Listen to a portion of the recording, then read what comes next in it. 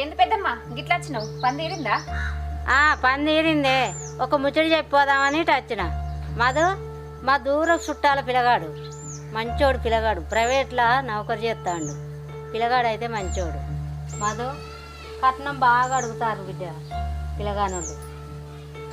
ఇట్లా ఎన్ని సంబంధాలు వచ్చినా కట్నం కానీ చేజారిపోతున్నాయి పెద్దమ్మ. ఎన్ని తిప్పల పడ్డా మంచిదే. ఈ సంబంధం ఖాయం చేసుకుందాం.